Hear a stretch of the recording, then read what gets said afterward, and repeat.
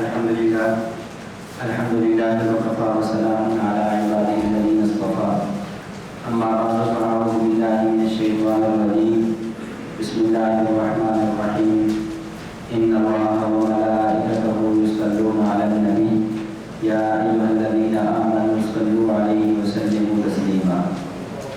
عن عائشة رضي الله تعالى عنها قالت قال رسول الله صلى الله عليه وسلم من أحدث في أمرنا ما ليس منه فهو رد أو كما قال عليه الصلاة والسلام. اللهم صل على محمد وعلى آل محمد كما صليت على إبراهيم وعلى آل إبراهيم إنك حميد مجيد. اللهم بارك على محمد وعلى آل محمد كما باركت على إبراهيم وعلى آل إبراهيم إنك حميد مجيد. کل کی نشست میں آپ حضرات کے سامنے پوری فائل کا جو خلاصہ ہے اجمالی طور پر وہ 4 باتیں ہیں ان کا ذکر کیا تھا کہ ہم نے اس فائل میں 4 باتیں پڑھنی ہیں. نمبر 1 سنت اور بدعت کی تعریف. نمبر 2 سنت کی اہمیت اور بدعت کی مذمت. نمبر 3 بدعت کو پہچاننے کے چند اصول. نمبر 4 بدعت پہ پیش ہونے والے شبہات، اعتراضات، اشکالات اور ان کے تشفی و تسلی بخش جوابات. تو 2 باتیں آپ حضرات کے سامنے آ چکی تھی. تو آج اس نشست میں تیسری بات کو قدر تفصیل کے ساتھ انشاءاللہ آپ کے سامنے پیش کیا جائے گا. تیسری بات کیا ہے کہ بدعت کے پہچاننے کے اصول. وہ کون سے اصول ہیں جن کی بنیاد پہ ہم سمجھ سکتے ہیں، ہم پہچان سکتے ہیں کہ یہ عمل، یہ فعل سنت نہیں بلکہ بدعت ہے. یہ عمل، یہ فعل ایسا نہیں ہے جس کا حکم اللہ کے نبی نے دیا ہو یا نبی علیہ السلام کے شاگرد صحابی نے دیا ہو یا صحابی کے شاگرد تابعی نے دیا ہو یا تابعی کے شاگرد تبع تابعی نے دیا ہو یا اسلاف سلف صالحین میں کسی چیز کا ثبوت ملتا ہو، بلکہ یہ قول و فعل و عمل ایسا ہے جس پہ خدا کی ٹکرار ہوتی ہے، اللہ رب العزت کی لعنت ہوتی ہے. اور وہ بدعت کے بارے میں احادیث اور اکابر اسلاف کے جو اقوال ہیں وہ اس پر ثابت آتے ہیں. اب وہ اصول کیا ہیں؟ آپ حضرات آپ کی فائل میں وہ 5 اصول نقل کیے گئے ہیں، بلکہ 5 سے بڑھ کے 2-3 اور بھی اضافی اصول بھی ہیں. تو کل آپ یوں سمجھ لیں 8 اصول ہم نے پڑھنے ہیں. یہ وہ اصول وہ ہیں جنہیں حکیم الامہ مجدد الملہ الشاہ مولانا محمد اشرف علی تھانوی رحمۃ اللہ علیہ، جن کی وفات 1944 میں ہے، انہوں نے اپنی مختلف کتب میں نقل کی.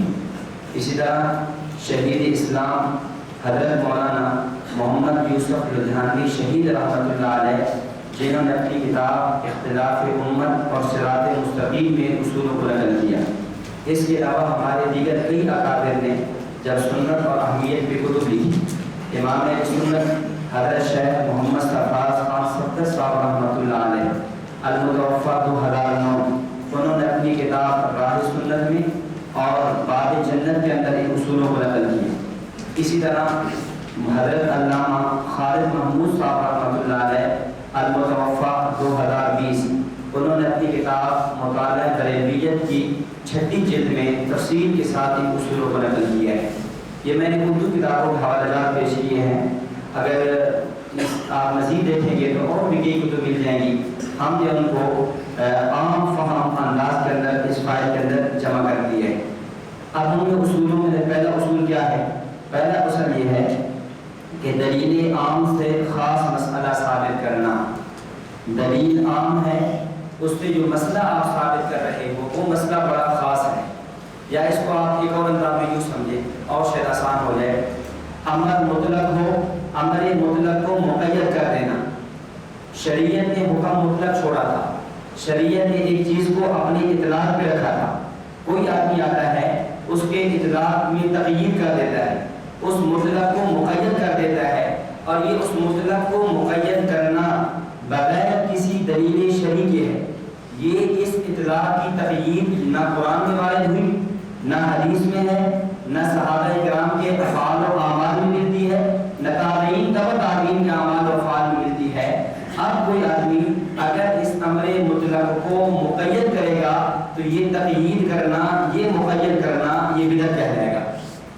مثال کے طور پہ قرآن کریم میں اللہ رب العزت نے درود شریف کی مقام، درود شریف کا مرتبہ، عظمت، اہمیت بیان فرمائی. ان اللہ و ملائکتہ یصلون علی النبی یا ایھا الذین آمنوا صلوا علیہ وسلموا تسلیما. درود شریف کی اہمیت بیان ہوئی ہے. احادیث مبارکہ میں دیکھیں آپ علیہ الصلوۃ والسلام نے فرمایا من صلی علی واحدہ صلی اللہ علیہ عشرہ، جو میرے اوپر ایک دفعہ درود بھیجے گا اللہ رب العزت اس پر 10 مرتبہ رحمتیں بھیجے گی.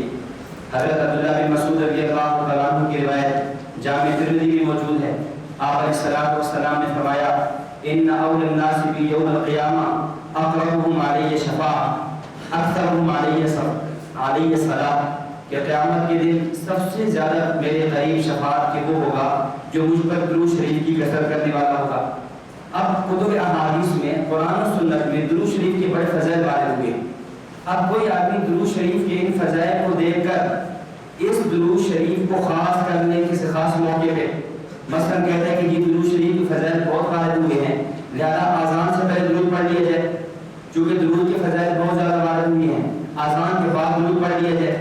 درود شریف کے فضائل بہت زیادہ ہوئے ہیں، اقامت سے پہلے پڑھ لو. درود شریف کے فضائل بہت زیادہ ہیں، نماز کے اندر پہلی رکعت میں پڑھ لو. درود شریف کے فضائل بہت زیادہ ہیں، قبر میں مردے کو دفن کرتے ہوئے پڑھ لو. اب یہ جو اس طرح کا کرنا ہوگا امر مطلق ہے، درود شریف پڑھنا مطلق ثابت ہے، اس کو اپنے اطلاعات میں رکھا جائے گا. اس کو کسی خاص موقع پہ مقید کرنا، متعین کرنا یہ بدعت کہلائے گا. اب آپ اس پہ دیکھیں حضرات صحابہ کرام رضوان اللہ علیہم اجمعین کی زندگی سے اس کی کئی مثالیں ملتی ہیں. کئی ایسے آپ کو حدیث میں اقوال، اعمال، افعال ملتے ہیں کہ جب کسی صحابی نے یا کسی تابعی نے کوئی کسی کام کو مقید کیا تو فوراً وقت کے صحابی اس پہ نکیر کی ہے.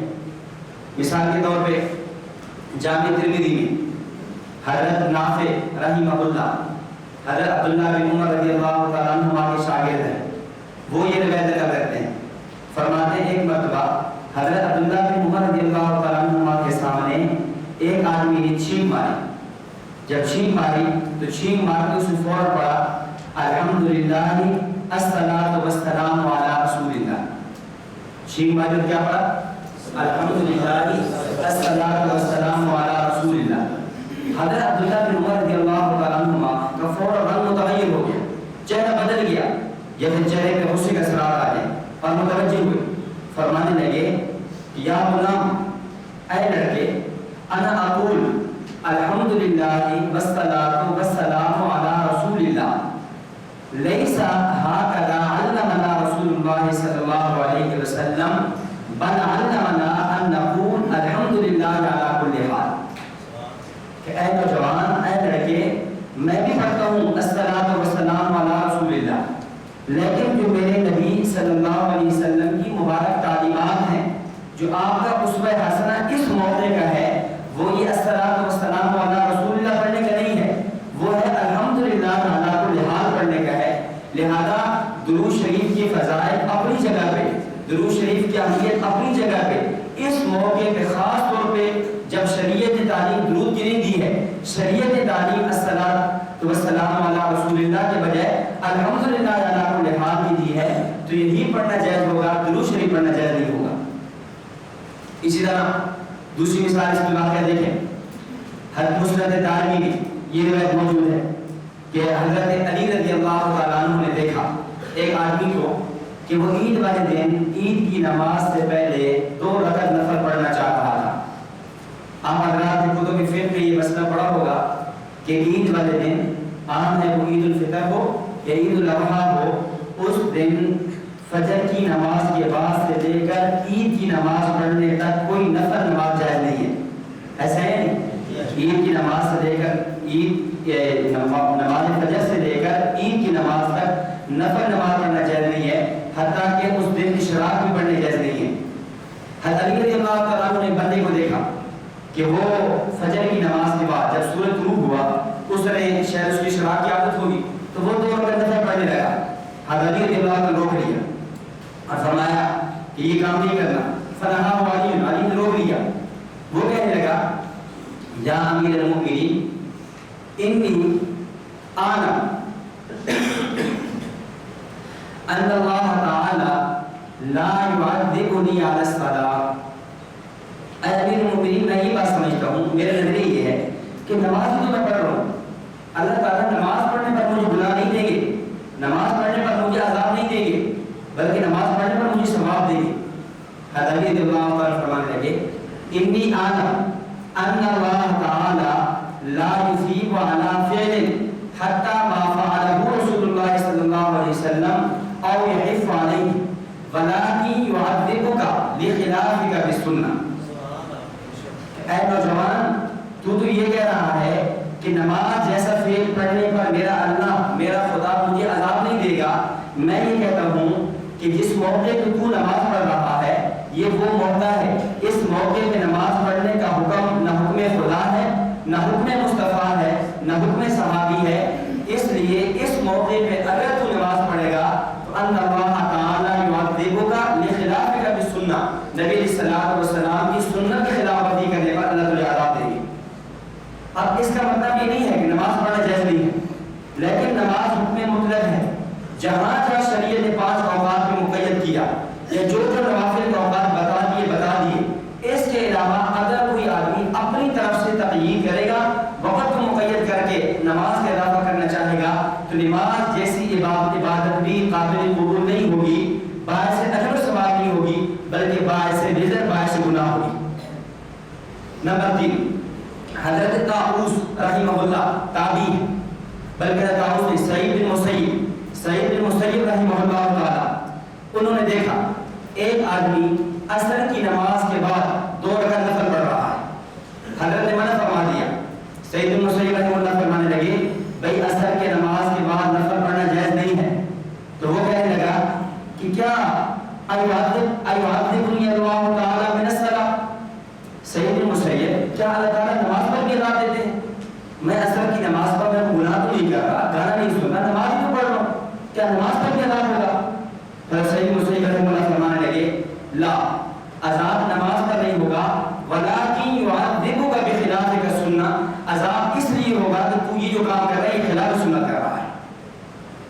اب ان تمام 3 واقعات سے بات معلوم ہوتی ہے کہ امر مطلق ہو، اس کی تقیید کرنا، اس کو اپنی طرف سے مقید کر دینا یہ جائز نہیں ہے، یہ کرنا بدعت کہہ جائے گا، اس کی اجازت نہیں ہوگی. اور یہ اصول علامہ دقیق العید محمد بن علی باقر المصری المتوفى 665 ہجری، انہوں نے اپنی کتاب احکام الحکام میں نقل کیا اور فرمایا اما احدثته الروافض من عید ثالث سموه عید الغدیر. یہ جو روافض نے 2 عیدوں کے بجائے تیسری عید شروع کر لی جسے عید غدیر کہتے ہیں. یہ عید غدیر کیا ہے؟ 18 ذی الحجہ کو حضرت علی رضی اللہ تعالیٰ عنہ کو نبی علیہ الصلوۃ والسلام نے بھیجا. یہ 10 ہجری کا بات ہے، حجۃ الوداع کے موقع پہ. تو آپ آئے، لمبی روایت ہے. تو وہاں جب واپس آئے آپ علیہ الصلوۃ والسلام نے حضرت علی رضی اللہ تعالیٰ عنہ کے بارے میں جملہ فرمایا من کنت مولا فعلی مولا. جب یہ جملہ فرمایا اس سے بعض لوگوں کو سمجھیے اس جملے سے بعض لوگوں نے خلافت بلا فصل حضرت علی کا استدلال کیا اور انہوں نے یہ عقیدہ کر لیا حضرت علی رضی اللہ عنہ خلیفہ بلا فصل ہے، کیونکہ آپ کو فرمایا جا رہا ہے من کنت مولا فعلی مولا. اور اس لیے انہوں نے اس دن کا نام رکھ لیا عید غدیر، غدیر قوم. غدیر قوم ایک تالاب ہے، وہاں پر آپ علیہ السلام نے جملے فرمائے تھے تو عید غدیر کہہ دیا. اب روافض نے یہ تقریباً جا کر 351 ہجری میں ایک بادشاہ گزرا ہے، رافضی بادشاہ حاکم معز الدولہ، اس نے عید غدیر کے نام کی عید ایجاد کی. تو یہ علامہ دقیق العید مصری رحمہ اللہ تعالی اس عید کا رد کر رہے ہیں. فرما رہے ہیں کہ شریعت نے 2 عیدیں ثابت کی ہیں، شریعت سے 2 عیدیں ثابت ہیں. اب کوئی آدمی تیسری عید کو ثابت کرے گا تو یہ ثابت کرنا جائز نہیں ہوگا، یہ گناہ ہوگا، یہ بدعت کہلائے گا. ان میں انہوں نے آپ غور کر دیکھ لیں، انہوں نے بھی کیا ہے تیسری عید شروع کی، اس کا نام رکھا عید غدیر. انہوں نے تیسری عید شروع کی، اس کا نام کیا رکھا عید میلاد النبی. کئی چیزوں موافقت ہے. انہوں نے کہا انبیاء ائمہ کے بارے میں کہ نبی علیہ الصلوۃ والسلام پر 12 امام معصوم ہیں، اور ائمہ معصومین کے بارے میں نظریہ کیا کہا؟ یہ کہا کہ یہ 12 امام عالم الغیب ہیں. انہوں نے کہا کہ نبی علیہ السلام عالم الغیب ہے. انہوں نے کہا کہ 12 امام مختار کل ہیں. انہوں نے کہا کہ نبی علیہ السلام مختار کل ہیں. انہوں نے کہا کہ 12 امام نور سے پیدا انہوں نے کہا نبی علیہ السلام نور سے پیدا ہوئے. انہوں نے کہا کہ 12 امام ہر جگہ ہر مقام پہ حاضر نازل. انہوں نے کہا کہ نبی علیہ السلام ہر مقام پہ ہر جگہ حاضر نازل. انہوں نے کہا کہ 12 امام خدا سے بھی درجے اور مقام مرتبے میں بڑھ گئے. ادھر احمد رضا خان بولا, اس نے بھی کہا کہ 12 امام نبی علیہ السلام کا مقام و مرتبہ خدا سے بھی بڑھ گیا. اس لیے ان کا یہ شعر مشہور ہے, اگرچہ سرائکی میں ہے کہ پکڑے جسے خدا اسے چھڑائے محمد, اور پکڑے جسے محمد اسے خدا نہیں چھڑا سکتا. اگر اللہ پکڑ لے نبی چھڑا سکتے ہیں, لیکن اگر نبی پکڑ لے تو الیاذ باللہ ثم الیاذ باللہ اللہ تعالیٰ کی ذات بھی نہیں چھڑا سکتی. تو جو عقیدہ اور جو نظریات ان لوگوں نے گھڑے تھے, ان کے پیچھے پیچھے چلتے ہوئے ان لوگوں نے بھی گھڑے. بلکہ اس سے آگے بڑھ کے میں کہتا ہوں, اگر آپ ان لوگوں کے ناموں پہ غور کریں گے آپ کو سمجھ آئے گی کہ ان کا نسب وہاں جا کر ملتا ہے. کسی کا نام احمد رضا ہوگا, کسی کا نام مصطفیٰ رضا ہوگا, کسی کا نام حامد رضا ہے, کسی کا نام فاطمہ بیگم ہے, کسی کا نام جو ہے اس طرح بطول ہے, اس فاطمہ ہے. ان کے نام بھی ایسے لوگ رکھے کہ جو رافضیوں کے نام پر ہیں, اور ان کے عقائد دیکھتے ہیں, ان کے اعمال دیکھتے ہیں, نظریات دیکھتے ہیں, تو یہ بات بالکل واضح ہو جاتی ہے کہ یہ لوگ انہی کی طریق پر چلے آ رہے ہیں, بس اپنا نام تبدیل کر لیا ہے. ورنہ جو طرز, جو روش, جو طریقہ ان لوگوں کا تھا, وہی روش, وہی طرز, وہی طریقہ ان لوگوں کا بھی ہے. اس لیے میں بات یاد کر رہا تھا کہ انہوں نے تیسری عید گھڑی عید غدیر کے نام سے, انہوں نے تیسری عید گھڑی کس کے نام سے؟ عید میلاد النبی کے نام سے. اب علامہ دقیق العید رحمہ اللہ فرما رہے ہیں کہ یہ جو روافض نے یہ تیسری عید کو مقرر کر دیا, یہ بدعت ہے. کیوں؟ اس لیے کہ كذلك الاجتماع اقامت اشعاره في وقت مخصوص على شيء لم يثبت شرعا. یہ ایسا وقت خاص کرنا ہے جس کا شریعت میں ثبوت نہیں ہے. تو ایسا کام جس کو شریعت نے مطلق چھوڑا اس کو اپنی طرف سے مقید کرنا یہ بدعت کہلائے گا. آج ہم آپ اس پر 2 مثالیں سمجھیں. پہلی مثال دیکھ لیں صلاۃ والسلام کی. اب ہمیں کہتے ہیں کہ جی یہ صلاۃ والسلام سے ہمیں روکتے ہیں, یہ لوگ درود شریف کے منکر ہیں, صلاۃ والسلام سے روکتے ہیں. بھلا صلاۃ والسلام پڑھنا یہ وہ گناہ کا کام ہے. ہم کہتے ہیں پھر حضرت عبداللہ بن عمر رضی اللہ تعالیٰ عنہ نے اس بندے کو درود سے کیوں روکا؟ کیا عبداللہ بن عمر نے درود سے اس لیے روکا تھا کہ الیاذ باللہ وہ درود شریف کے منکر تھے؟ حضرت علی رضی اللہ تعالیٰ عنہ نے اس آدمی کو نفل نماز سے کیوں روکا؟ کیا اس لیے روکا کہ وہ نفل نماز کے منکر ہے؟ حضرت سعید بن مسیب رحمہ اللہ نے اس آدمی کو عصر کے بعد نوافل سے روکا. کیا اس کا یہ مطلب ہے کہ وہ نفل نماز کے منکر ہے؟ ہرگز نہیں. جس طرح عبداللہ بن عمر کے درود شریف سے روکنے کا مطلب درود شریف کا منکر ہونا نہیں ہے, حضرت علی رضی اللہ تعالیٰ عنہ کا نوافل سے روکنے کا مطلب نوافل کا منکر ہونا نہیں ہے, حضرت سعید بن مسیب کا عصر کی نماز کے بعد نوافل سے روکنے کا مطلب نوافل کا منکر ہونا نہیں ہے. اسی طرح آج ہم اذان سے پہلے جو صلاۃ والسلام سے روکتے ہیں, صلاۃ والسلام سے روکنے کا مطلب صلاۃ والسلام کا منکر ہونا نہیں ہے, بلکہ کیا ہے یہ سمجھانا ہے کہ اس موقع پہ نبی علیہ السلام کی تعلیم اذان دینے کے لیے, اذان کے موقع پہ آپ علیہ السلام کی تعلیم صلاۃ والسلام پڑھنے کی نہیں ہے. اب یہ لوگ بیچارے عجیب ہیں, یہ درود شریف کا ہمارے بارے میں انہوں نے نعرہ لگایا یہ درود شریف کے منکر ہے.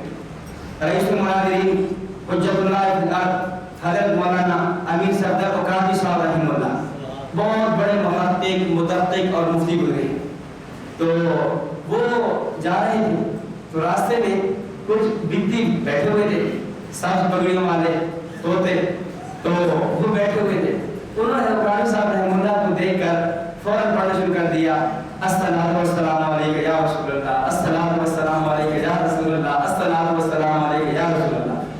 حضرت قاضی صاحب گزرے, حضرت قاضی صاحب نے کہا بھائی ایک منٹ بات سنو, بھائی میں محمد امین ہوں, میں محمد رسول اللہ نہیں ہوں. مجھے محمد امین کہتے ہیں, محمد رسول اللہ نہیں کہتے. کہ آپ نے مجھے دیکھ کر صلاۃ والسلام پڑھنا شروع کر دیا ہے, میرے پر تھوڑا دیر رہو. تو ان بیچاروں کا مزاج یہی ہے کہ جب بھی کسی دیوبندی کو دیکھیں گے صلاۃ والسلام پڑھنا شروع کر دیں, یہ سمجھانے کے لیے کہ شاید جو دیوبندی صلاۃ کے منکر ہے. بھائی ہم منکر نہیں ہیں, ہم اس موقع کے قائل ہیں جس موقع کا حکم نبی اسلام نے دیا ہے. چنانچہ ہم روضہ رسول اللہ صلی اللہ علیہ وسلم پہ حاضر ہو تو وہاں الصلاۃ والسلام علیک یا رسول اللہ پڑھنے کے قائل ہیں. یہاں ایک اشکال سمجھ لیں. عام طور پہ اہل بدعت صلاۃ والسلام کے حوالے سے ہمارے اوپر ایک شبہ اور اشکال یہ پیش کرتے ہیں کہ جی تھانہ بھونا کی خانقاہ کے اندر حضرت تھانوی صاحب رحمہ اللہ نے ایک مرتبہ الصلاۃ والسلام علیک یا رسول اللہ کا وظیفہ کرایا اور پورا دن حضرت کے تلامذہ خلفاء مریدین صلاۃ والسلام پڑھتے رہے ہیں. تو اگر صلاۃ والسلام پڑھنا جائز نہیں ہے تو حضرت تھانوی اپنی خانقاہ میں صلاۃ والسلام کیوں پڑھوا رہے ہیں؟ اگر یہ جائز نہیں تو یہ شرک ہے یا گستاخی ہے جو بھی ہے یہ فتویٰ تمہارے تھانوی پر بھی جائے گا, اور اگر جائز ہے تو پھر ہمیں کیوں کہتے ہو؟ اب یہ کرا ایک دفعہ حضرت ایک مقام پہ مماتیوں کا اور بریلیوں کا مناظرہ ہو رہا تھا. مناظرہ کا عنوان یہ توحید و شرک تھا. تو دوران مناظرہ جب مماتیوں نے دیکھا کہ اب بات مشکل ہو رہی ہے کیونکہ ان کی تیاری تو صرف ہمارے خلاف ہوتی ہے نا, تو اب بات تو مشکل ہو رہی ہے, آگے سولوشن بات کرنا مشکل ہے, تو انہوں نے حضرت اوقاتی صاحب رحمہ اللہ کو بلا لیا. ویسے تو اوقاتی کو ماسٹر کہتے ہیں, لیکن جب خود پھنسے تو اب کس کو بلا دیا؟ حضرت اوقاتی کو بلا دیا بریلیوں کے مقابلے میں. وہ سمجھتے تھے یہ بھار فرم مولا ہے, یہ تو بریلوی ہے, رافضی ہے, عیسائی ہے, شیعہ ہے, جو بھی ہے. حضرت رحمہ اللہ کو منٹوں سیکنڈوں میں گرفتار کروا دیتے, تو ان کو بلا دیا. حضرت قاضی صاحب جب وہاں گئے تو حضرت قاضی صاحب نے مماتی کے چہرے کو دیکھا جو صدر جو مناظر تھا. تو حضرت کو کچھ ایسا شک سا ہوا کہ یہ بندہ جو ہے نا مماتی سے لگ رہا ہے. ظاہر جس بندے کا فن ہوتا ہے وہ سمجھ جاتا ہے.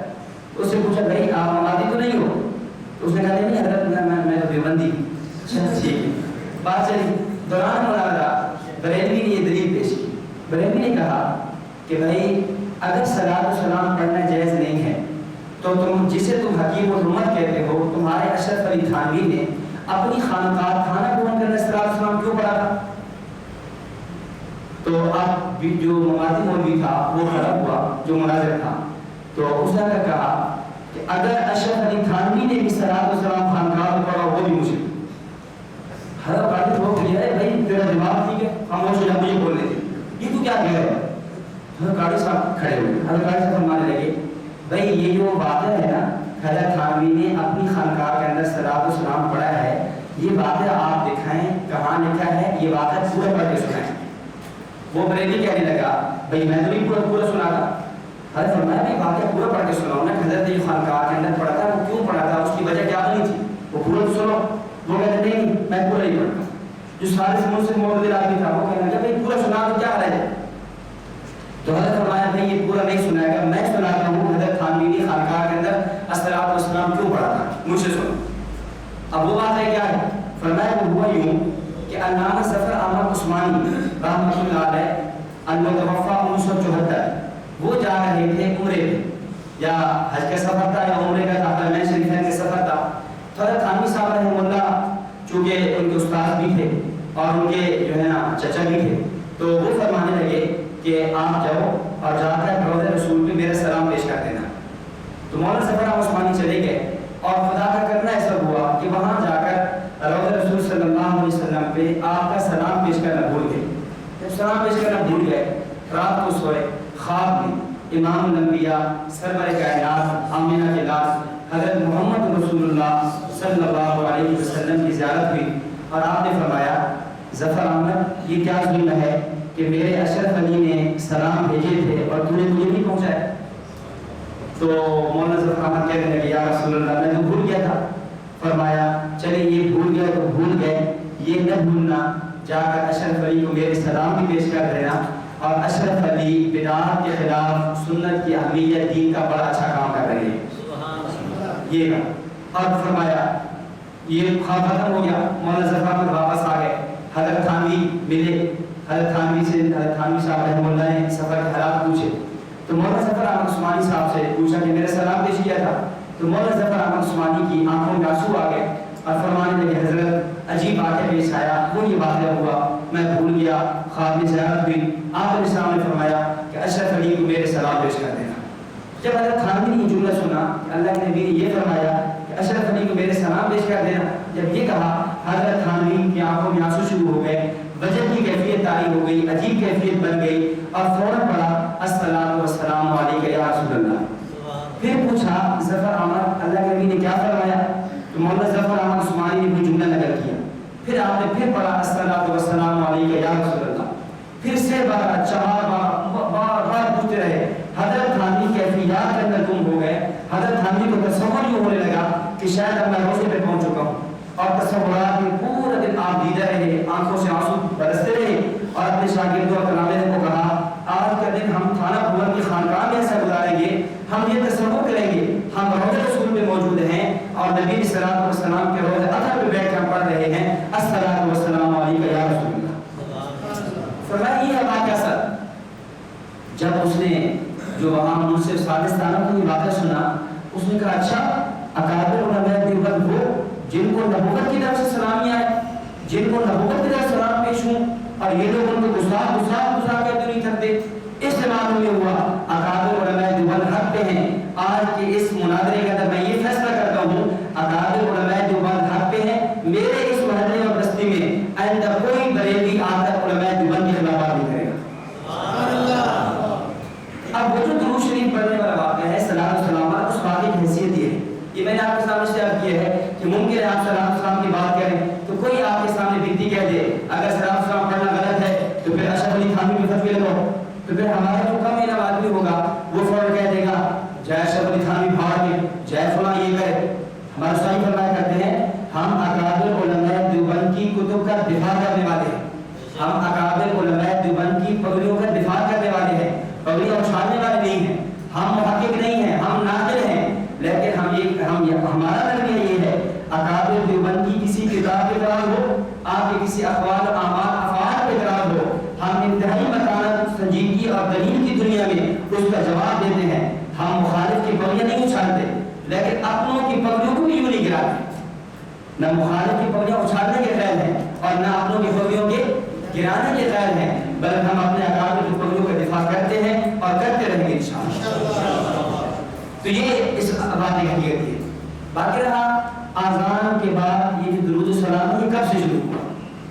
आज़ान के बाद जो या आज़ान से कबल सलात सलाम है, अल्लामा शामी रहमतुल्लाह अलैह फतावा शामी में लिखा बद तस्लीम बाद आज़ान हदस फी रबीउल अव्वल सनत 871 के आज़ान से बाद जो आज़ान के बाद जो दुरूद सलाम है ये शुरू हुआ सन 781 हिजरी के अंदर। कब शुरू हुआ है? सन 700। और यही बात जो है मौलवी अमरुल्लाह खान ने काबी शरीफ में नकल की, वो भी इसी बात के क़ाइल है कि दुरूद सलाम कब शुरू, ये आज़ान से पहले आज़ान के बाद दुरूद सलाम है इसकी इब्तिदा कब हो रही है? सन 8वीं सदी हिजरी आप कह दें सन 781 हिजरी के अंदर। और बाकी पाकिस्तान में कब शुरू हुआ? हज़रत बुखारी साहब रहमतुल्लाह अलैह तरियाक़ अकबर का ज़बान 70 की बात मौजूद है कि 1953 की तहरीक ख़त्म नबूवत जब उरूज में थी, तहरीक ख़त्म नबूवत हमारे अकादमी बहुत चले और ख़ासतौर पे 3 तहरीकें बड़ी यादगार रही हैं। 1933 की तहरीक जब हज़रत कश्मीरी वहाँ से देवबंद से भावलपुर तशरीफ लाए, फिर 1953 की तहरीक ख़त्म नबूवत जिसकी सरबराही करने वाले अमीर शरीयत सैयद मौलाना शाह साहब बुखारी थे। फिर उसके बाद अगली तहरीक जो चली सन 1974 के अंदर अल्लामा यूसुफ बिन नूरी अल-मुतवफ़्फ़ा 1977 उनकी क़यादत में ख्वाजा खान मोहम्मद साहब रहमतुल्लाह की क़यादत के अंदर, तो 1953 की तहरीक उरूज पे थी। और ये ऐसे वाक़ात पेश आ रहे थे कि रोज़ाना कई मुसलमान शहीद हो रहे थे, रोज़ाना मुसलमान शहीद हो रहे हैं, कितने लोग शहीद हो रहे हैं दिनों के अंदर। तो हुआ यूँ कि जुमे का दिन है 1953, मौलवी सरदार फैसलाबाद एक बिल्की मौलवी गुजरा है, इसके पास जो पाकिस्तान के वज़ीर ख़ारजा क़ायदानी थे ज़फ़रुल्लाह खान क़ायदानी, ये ज़फ़रुल्लाह खान क़ायदानी जाकर मिले और जाकर ये कहा मौलवी सरदार फैसलाबादी को कि हज़रत ये तहरीक ख़त्म नबूवत बड़े उरूज पे जा रही है, कहीं ऐसा ना हो कि ममलिकत पाकिस्तान हमारे कुफ्र का फैसला न कर दे, इसलिए आप इस तहरीक को दबाएं। और इस तहरीक के दबाने की सूरत ये है कि अपनी सफ़ों के दरमियान इंतशार पैदा कर दें, अपनी सफ़ों में इफ्तिराक पैदा कर दें, इंतशार इफ्तिराक शुरू हो जाएगा, ये तहरीक दबती दब जाएगी, इसलिए आप ऐसा काम करें। और चुनांचे उसने ये पैसों की थैली थी जो अगले दिन अखबारात में भी छपी और आपके वो जो अखबारात के तराशे को मिल भी जाते हैं उनमें छपी और ये कहकर पैसे दे दिए। चुनांचे उस दिन जामिया रिजविया फैसलाबाद में पाकिस्तान की सरजमीन पर पहली मरतबा असर की आज़ान के अंदर अस्सलातु वस्सलामु अलैका या रसूलल्लाह का दावा किया गया। 1953 से पहले पाकिस्तान की सरजमीन पर सलाम नहीं था, شروع ہوا، پھر شروع ہوتے ہوتے پنجاب میں، پھر کیا KP کے بلوچستان کراچی تک پہنچا، چند ہی دن گزرے یہ کام یہاں شروع ہو گیا، اور یوں تحریک ختم نبوت کو کمزور کرنے کے لیے ان لوگوں نے کوشش کی۔ آج کہتے ہیں کہ ہم بڑے مجاہد ختم نبوت ہے، فلاں ہے، یہ ہے، یہ ہے۔ تحریک ختم نبوت کو 1953 کی کمزور کرنے والے یہ لوگ، انہوں نے صراط السلام شروع کرایا۔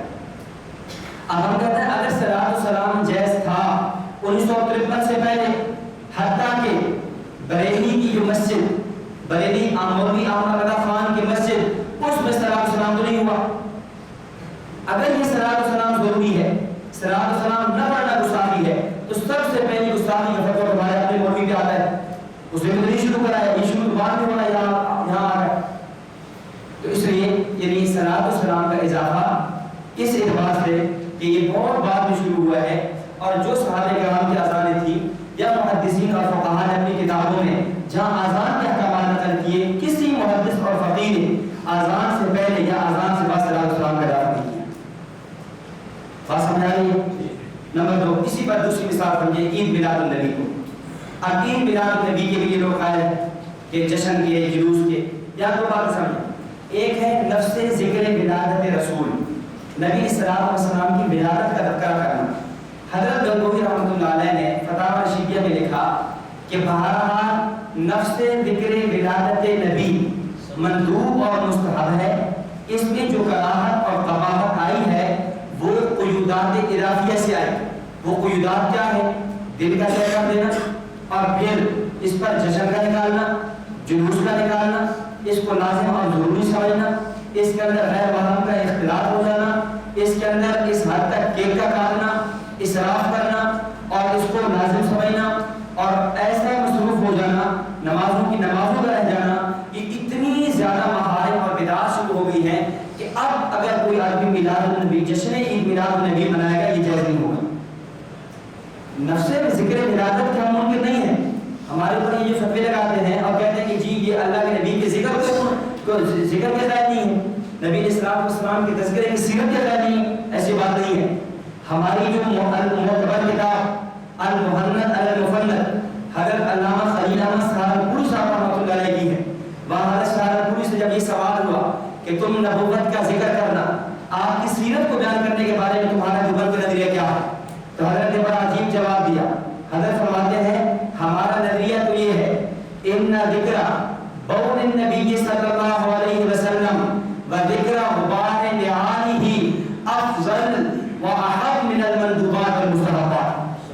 تم تو نفس ذکر ولادت کا پوچھ رہے ہو، ہمارا نظریہ تو یہ ہے امام الانبیاء صلی اللہ علیہ وسلم کے بول و براز کا تذکرہ کرنا، آپ کی پیشاب مبارک کا تذکرہ کرنا، آپ وہ غبار جو آپ کے نالین کو لگا، آپ کے جوتے مبارک کو لگا، یہ بھی بہت بڑی عبادت اور افضل اور احب من المندوبات والمستحبات ہے، جو جائے کہ پھر امام الانبیاء صلی اللہ علیہ وسلم کی زندگی کا تذکرہ کرنا۔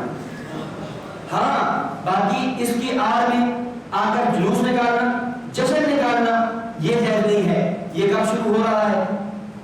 موسیٰ شہر کے اندر مظفر الدین کوکری بن اربل نے سن 604 ہجری کے اندر اس کو نکالا ہے۔ سن 604 سے پہلے تاریخ 6 صدیاں خالی ہے جلوس سے، اس سے پہلے 6 صدیوں میں نہیں ہے۔ اگر یہ محبت کی بنیاد پہ، اس کی بنیاد محبت ہے اور یہ ضروری ہے اور نہ کرنے والے گستاخ ہیں، نہ کرنے والے مشرک ہیں، یہ اس طرح کے فتوے ہیں، پھر بتاؤ کیا خلفائے راشدین اس فتوے کی زد میں آئے گی یا نہیں؟ حضرت ابوبکر صدیق رضی اللہ تعالیٰ عنہ سن 11 ہجری سے 13 ہجری تک انہوں نے نہیں نکالا۔ عمر فاروق رضی اللہ تعالیٰ عنہ 13 سے لے کر 24 ہجری تک وہ نہیں نکال رہے۔ حضرت عثمان غنی 24 سے لے کر حضرت عمر فاروق رضی اللہ، عثمان غنی رضی اللہ تعالیٰ عنہ 24 سے لے کر 35 ہجری تک وہ نہیں نکال رہے۔ حضرت علی رضی اللہ تعالیٰ عنہ 35 سے لے کر 40 ہجری تک وہ نہیں نکال رہے۔ اور یہ وہ لوگ تھے جن کے بارے میں اللہ کے نبی نے کیا فرمایا تھا؟ علیکم بسنتی وسنت الخلفاء الراشدین المہدیین۔ جب ان لوگوں نے نہیں نکالا تو اب کوئی آدمی نکالے اور پھر 6 صدیوں بعد جا کر شروع ہو رہا ہے، تو یہ کیا ہے؟ بدعت ہے۔ اور پھر ہندوستان کے اندر کب شروع ہوا؟ ایک تو یہ نا کہ پہلے شروع ہوا 604 ہجری کے اندر، اس کے بعد ہندوستان میں شروع ہو رہا ہے۔ ہندوستان میں اس جشن کو، جلوس کو شروع کرنے والا ایک آدمی عنایت اللہ قادری نام کا گزرا ہے۔ یہ عنایت اللہ قادری کون ہے؟ یہ پہلے ہندو تھا، ہندو سے مسلمان ہوا. جب یہ ہندو تھا اس وقت یہ رام لیلا کا جشن نکالا کرتا تھا. یہ ہندو کی رسم ہے رام لیلا کا جشن نکالتا. اس کے ذہن میں یہ بات رہی کہ میں مسلمان ہو گیا ہوں تو جیسے کہ بچپن تک آداب تو نہیں بدلتی، تو جب میں ہندو تھا تو رام لیلا کا جشن نکالتا تھا. اب مجھے کیا کرنا چاہیے؟ اب نبی علیہ السلام کو جلوس نکالنا چاہیے. تو چنانچہ اس لیے 1929 میں پہلی مرتبہ کشمیری بازار لاہور میں عید میلاد النبی کا جلوس نکالا. بڑے صغیر ہندوستان کے اندر یہ رسم کب شروع ہو رہی ہے؟ 1929 میں. 1929 سے پہلے جلوس کا نام نشان نہیں ہے. اس سے پہلی سال تاریخ خالی ہے.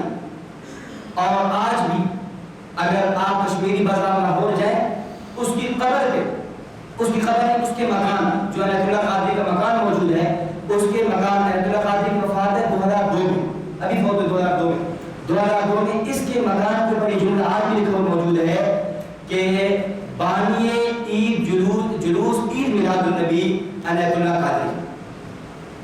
یہ اب شروع ہو رہا ہے.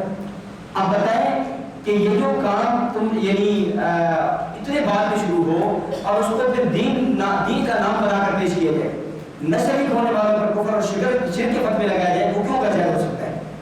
اب اس پر آپ اور اشکال بھی سمجھیں. عام طور پر اشکال یہ ہوتا ہے کہ یہ چناب نگر ختم نبوت والا عالمی مجلس تحفظ ختم نبوت ہماری جماعت ہے، ہمارا قادری کی جماعت ہے اور بڑی قربانی والی جماعت ہے. تو یہ اس کا جو مرکز ہے یا ادارہ ہے وہ کہاں ہے؟ پرانا نام ربوہ ہے، موجودہ نام چناب نگر. چناب نگر کے اندر آج بھی 12 کو یعنی 12 ربیع الاول کو یہ اصحاب چناب نگر یہ جلوس نکالتے ہیں. تو اگر جلوس ناجائز ہے، عید میلاد النبی ہم نکالیں تو جلوس ناجائز ہو، تو ہمارا چناب نگر والا نکالیں تو جائز ہے. یونٹی کرتا ہے. اب ہمارے لوگ بیچارے سنتے ہیں وہ اس بات میں چلے جا کر کہتے ہیں بابو کی یہاں دو باتیں سمجھیں. یہ جو حضرات جلوس نکالتے ہیں، ان کے جلوس نکالنے کی وجہ حکمت اور ہے اور ان کے نکالنے کی وجہ اور ہے.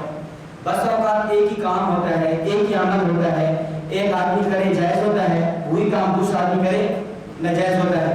جملہ ایک ہی ہوتا ہے، ایک جملہ ایک بندہ بولے وہ جائز ہوتا ہے اور وہی جملہ دوسرا بندہ بولے ناجائز ہوتا ہے. مختصر المعانی میں علامہ تفتزانی نے ایک مثال نقل کی. ایک جملہ ہے انبت ربیع البقلہ. انبت ربیع البقلہ کا معنی کیا ہے؟ کہ موسم بہار نے سبزہ اگایا. موسم بہار نے سبزہ اگایا. یہی جملہ کافر بولے گا حکم اور ہوگا، یہی جملہ مسلمان اور مومن بولے گا حکم اور ہوگا. جب یہ جملہ مسلمان بولے گا اس کا معنی یہ ہوگا کہ موسم بہار درجہ سبب میں سبزہ اگانے والا ہے، ورنہ سبزہ اگانے کا حقیقی خالق مالک کون؟ اللہ کی ذات ہے. لیکن یہی جملہ جب کافر بولے گا، دہریہ اور مشرک بولے گا، وہ یہ کہے گا حقیقی طور پہ سبزہ اگانے کا خالق کون ہے؟ موسم بہار ہے. وہ موسم بہار کو اس کو متصرف سمجھے گا. تو یہی جملہ ایک بندہ بولے جائز ہے، دوسرا بندہ بولے ناجائز ہے. ہم کہتے ہیں ایک جلوس وہ ہے جو تم نکالتے ہو، ایک جلوس وہ ہے جو ہمارے حضرات نکالتے ہیں. ہمارے حضرات جو جس بنیاد پر جلوس نکالتے ہیں وہ یہ ہے کہ وہ جس جگہ پہ رہ رہے ہیں وہ قادیانیت کا گڑھ ہے، وہ قادیانیت کا مرکز ہے. اور یہ وہ ایسا دن ہوتا ہے جس دن میں قادیانی کی نبی اسلام کا احترام کرتے ہیں. تو یہ لوگ جلوس نکالتے ہیں، قادیانیوں کے گھروں میں جاتے ہیں اور جا کر دعوت اسلام پیش کرتے ہیں اور کہتے ہیں قادیانیوں آج امام الانبیاء خاتم النبیین محمد رسول اللہ صلی اللہ علیہ وسلم کی پیدائش کا بھی دن ہے، وفات کا بھی دن ہے. خدا اس نبی کا نام یہ ہے کہ تم اس نبی کی ختم نبوت پہ ایمان لے آؤ. مرزا قادیانی کانا ملعون دجال شاطر اور مکار اس سے توبہ طلب ہو جاؤ، اس پہ لعنت کرو، امام الانبیاء کا کلمہ پڑھ لو. یہ ان کی جلوس نکالنے کا مقصد یہ ہے. بخلاف تم جلوس نکالتے ہو، تمہارے جلوس نکالنے کا مقصد یہ نہیں ہے. تم جلوس کو ضروری سمجھتے ہو، لازم سمجھتے ہو، اس میں گناہ کے کام کرتے ہو، اس کو عید کا نام دیتے ہو اور اس کے اندر کیا کیا خرافات اور بدعات کرتے ہو. اور پھر جو آدمی جلوس میں شریک نہ ہو اس پہ کفر اور شرک کے فتوے لگاتے ہو. بخلاف اس جلوس کے اندر کوئی آدمی شریک نہ ہو تو ہمارے اکابر کبھی اس پہ شرک تو بہت دور کی بات ہے، اس پہ فاسق اور فاجر ہونے کے بھی فتوے نہیں لگاتے. اس لیے اس جلوس کی حیثیت اور ہے اور تمہارے اس جلوس کی حیثیت اور ہے. تو دونوں میں فرق ہے. اس لیے ان کا جلوس نکالنا جائز ہے، تمہارا جلوس نکالنا جائز نہیں. بات سمجھ آ رہی؟ باقی آپ کے سامنے عبارت کیا پیش کریں گے؟ حضرت حاجی امداد اللہ مہاجر مکی رحمۃ اللہ علیہ، حضرت حاجی صاحب رحمۃ اللہ علیہ جلوس کے قائد تھے، وہ جلوس نکالا کرتے تھے۔ بھائی پہلی بات یہ ہے، حاجی صاحب جلوس کے قائد نہیں تھے، وہ سیرت النبی کے جلسوں کے قائد تھے۔ اس سیرت النبی کے جلسے ہمارے دور میں بھی ہوتے ہیں، اس دور میں وہ کرتے تھے، وہ اس کے قائد تھے۔ ہاں اتنی بات ضرور ہے کہ حاجی صاحب اس کو غلط بھی نہیں سمجھتے تھے، حضرت ہمارے جی کے جو نکاح بھی تب بھی ہرے نہیں، اتنی بات ہے۔ لیکن حضرت حاجی امداد اللہ مہاجر مکی رحمۃ اللہ علیہ نے آخری عمر میں اس سے بھی رجوع فرما دیا تھا۔ جب آپ کی آخری عمر میں آپ اس سے بھی رجوع فرما لیا، اس رجوع کا واقعہ کیا ہے؟ مولانا جمیل احمد تھانوی نے شرح فیصلہ ہفت مسئلہ کے آخر کے اندر لکھا، فرماتے ہیں واقعہ یہ ہوا کہ حضرت مولانا قاری طیب صاحب رحمۃ اللہ علیہ کے والد مولانا احمد صاحب، مولانا احمد بن مولانا قاسم نانوتوی، مولانا احمد صاحب نانوتوی کے بیٹے ہیں، قاری طیب صاحب کے والد ہیں۔ مولانا احمد کا اور مولانا حاجی امداد اللہ مہاجر مکی کا باس مباحثہ ہوا کہ یہ جلوس نکالنا اور یہ جشن منانا اس موقع پہ جائز ہے یا نہیں۔ حاجی صاحب کہنے لگے ضروری بھی نہیں ہے، لازم بھی نہیں ہے، لیکن کوئی نکال نکیر کی ضرورت بھی نہیں ہے۔ حضرت مولانا احمد صاحب فرمانے لگے میرا ذوق یہ کہتا ہے، میرے اکابر کی کتب کا مطالعہ اور علم یہ کہتا ہے کہ یہ جائز نہیں ہے۔ دونوں کی بحث ہوئی، خاموش ہو گئے، چلے گئے۔ مولانا احمد صاحب خواب میں دیکھتے ہیں نبی علیہ السلام کی زیارت ہوئی، اللہ کے نبی سے نبی علیہ السلام بیٹھے ہیں، ساتھ حاجی امداد اللہ مہاجر مکی ہیں، ساتھ مولانا احمد صاحب ہیں۔ مولانا احمد پوچھتے ہیں یا رسول اللہ، میرا اور حاجی امداد اللہ مہاجر مکی کا مکالمہ چلا کہ یہ جو جلوس ہے، یہ جو جشن ہے، یہ جائز ہے یا نہیں؟ تو میں کہتا ہوں جائز نہیں ہے، اور حضرت حاجی صاحب میرے بڑے ہیں یہ فرماتے ہیں جائز ہے، آپ کی فیصلہ فرما دیں کیا ٹھیک ہے؟ تو نبی علیہ السلام فرمانے لگے امداد اللہ یہ لڑکا ٹھیک کہتا ہے، امداد اللہ یہ لڑکا ٹھیک کہتا ہے۔ مولانا احمد ٹھیک ہو چکے نوجوان تھے، حاجی صاحب بڑے تھے، یہ لڑکا ٹھیک کہتا ہے۔ صبح بیدار ہوتے ہیں، خواب کو لکھا، ابھی وہ زمانہ تھا جب یہ آخری زمانے کی بات ہے، حاجی صاحب مکہ مکرمہ جا چکے تھے، چونکہ پہلے ہندوستان میں تھے پھر مکہ مکرمہ چلے گئے۔ حاجی صاحب کو اپنا یہ خواب لے کر بھیجا اور فرمایا، اور خواب پورے خواب لے کر بھیجا۔ تو حاجی صاحب رحمۃ اللہ علیہ جب یہ خواب پڑھا تو پڑھنے کے بعد فرمانے لگے اپنے جو حاضرین تھے تم گواہ ہے نا، آج کے بعد میں اس بات پر جو قائل تھا اس سے میں رجوع کرتا ہوں، اور میرا موقع وہی ہوگا جو مولانا احمد کا تھا ہے، یا مولانا رشید احمد کا وہی کا دیگر حضرات کا تھا، وہی موقع پہ میں بھی کاربن رہوں گا، اور یہ جو خواب ہے اس کو میرے کفن کے اندر رکھ دینا۔ تو یہ ہے اس کی حقیقت۔ تو پہلی بات یہ ہے کہ حضرت حاجی صاحب کی جلوس میں تمہارے جلوس میں فرق ہے۔ حاجی صاحب لازم ضروری نہیں سمجھتے تھے، تم کیا سمجھتے ہو؟ لازم ہو سکتے ہیں، کیونکہ حکم کی اہمیت سے بھی جو حکم بدل جاتا ہے نا۔ نمبر 2، حاجی صاحب رحمۃ اللہ علیہ نے رجوع کر لیا تھا اور تمہارا آج تک یہ کام چلا رہا ہے۔ تو یہ یعنی پہلا اصول جو ہے اس کے حوالے سے میں نے آپ کے سامنے بات عرض کر دی ہے کہ یہ صلاۃ و سلام کو مطلقاً سلام و سلام جائز ہے، لیکن جب اس کی تقلید آزان سے پہلے کر لی جائے جائز ہوگا۔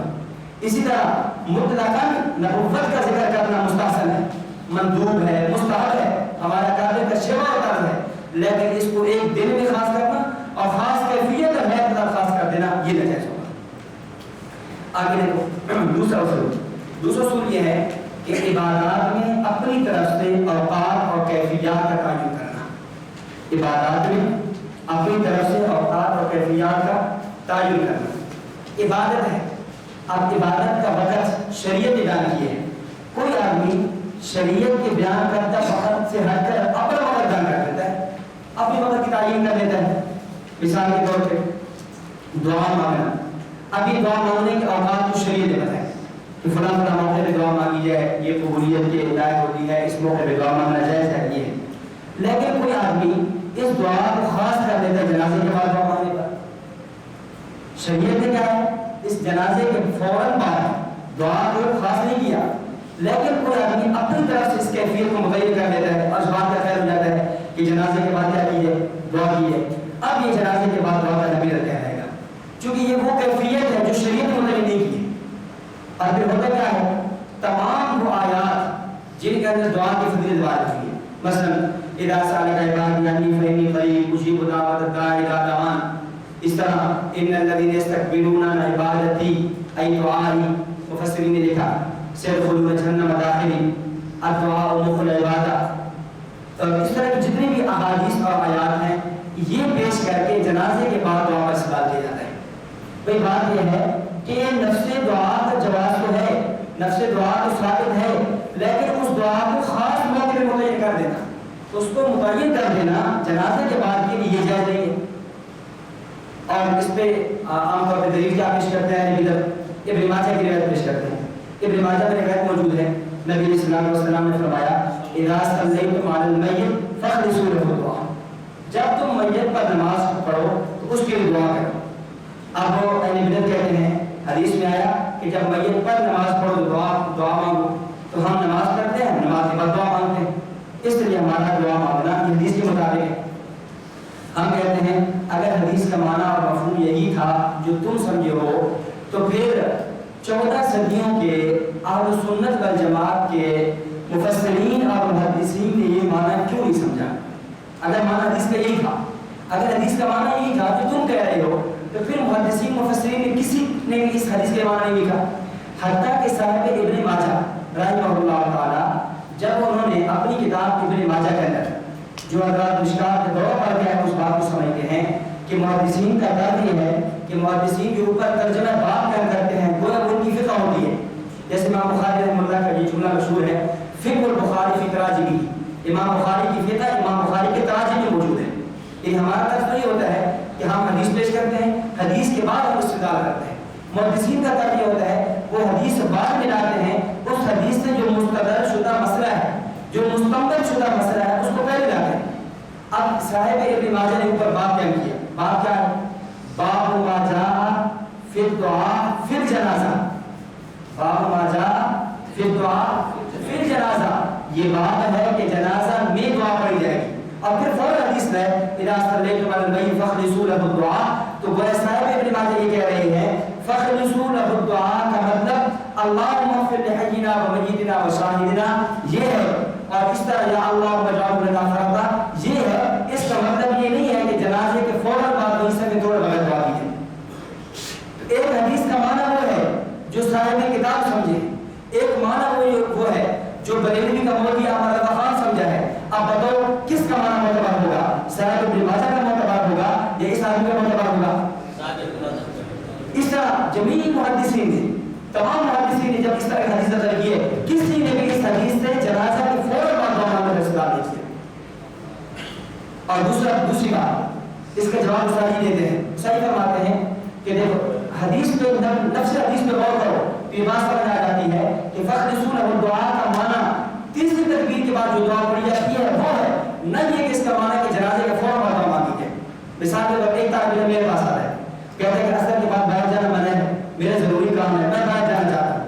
طالب علم چھوٹا ہے، میں کہتا ہوں بھائی ٹھیک ہے آپ جائیں، لیکن خیال کرنا جب آپ باہر جائیں تو روڈ خلال سے کراس کرنا.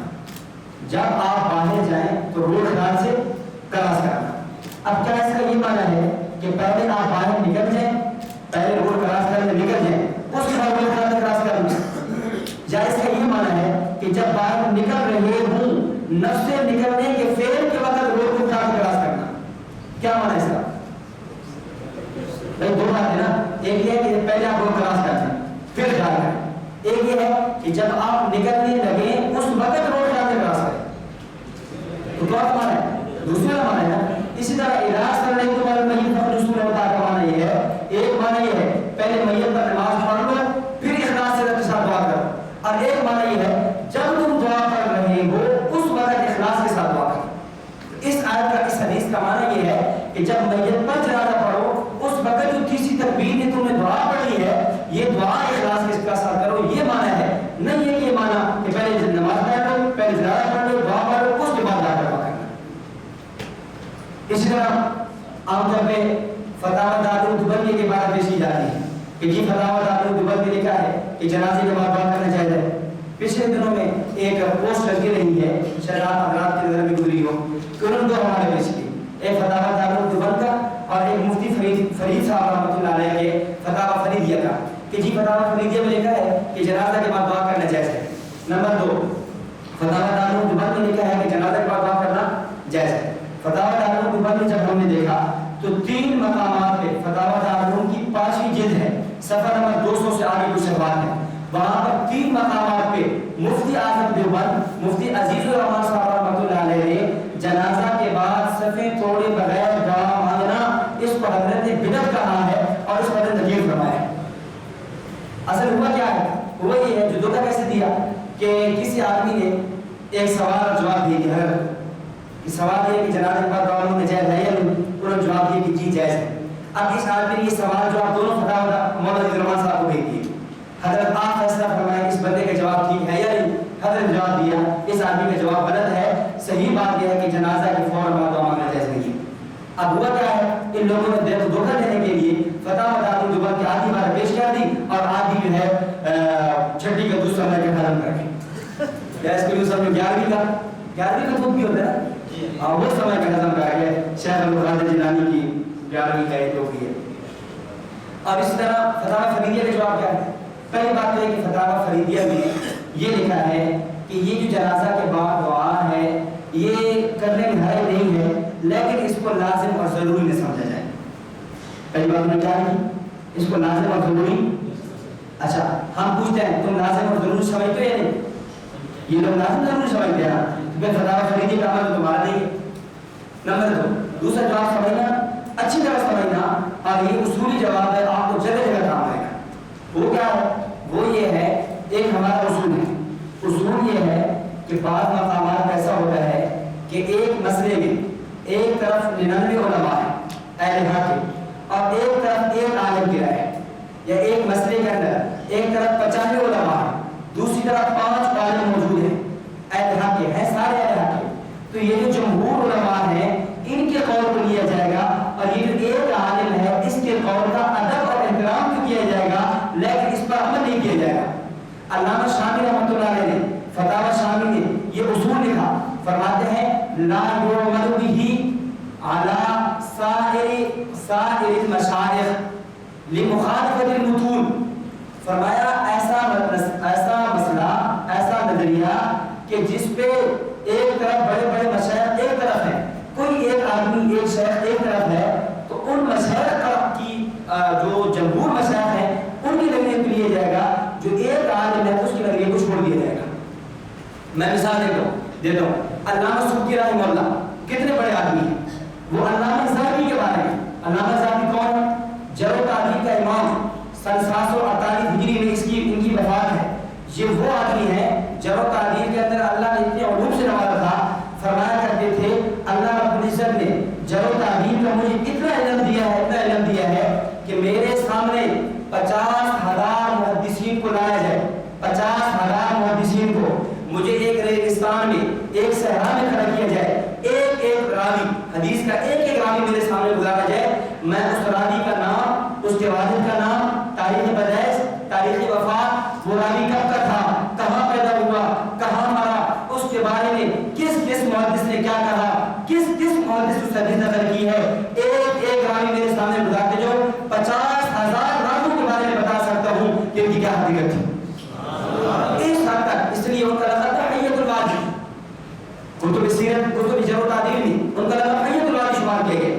علامہ سبکی شاگرد ہے، علامہ ذہبی استاد ہے، علامہ سبکی جیسا شاگرد اپنے استاد علامہ ذہبی کے بارے میں فرماتے ہیں کہ قلت غیر مرہ ان استاذی، میں نے کئی دفعہ کہا ہے کہ علامہ ذہبی میرا استاد ہے، لیکن اقول میں اس ساتھ یہ بات بھی کہتا ہوں فلاں مسئلے میں علامہ ذہبی کی بات نہیں مانتا، میرا استاد ضرور ہے، بڑا ضرور ہے، لیکن اس مسئلے میں اس کا نظریہ عقیدہ جمہور کے خلاف ہو چکا ہے۔ اس لیے علامہ اکبر شاہ کشمیری کتنا بڑا آدمی ہے، علامہ اکبر شاہ کشمیری جیسا محدث اگر ایک مقام پہ آج تک اطلاعی کا خیال ہوتا ہے، ہمارے اکابر علماء دیوبند یا اس کی توجیہ پیش کرتے ہیں یا اس کا احترام کرتے ہوئے کہہ دیتے ہیں علامہ اکبر شاہ کشمیری کا مقام مرتبہ اپنی جگہ، علامہ کا کمالات اپنی جگہ، لیکن اس مقام پر ہم کشمیری کی رائے نہیں مانیں گے، اس مقام پر ہم جمہور اکابر علماء دیوبند کی بات مانیں گے۔ علامہ ابن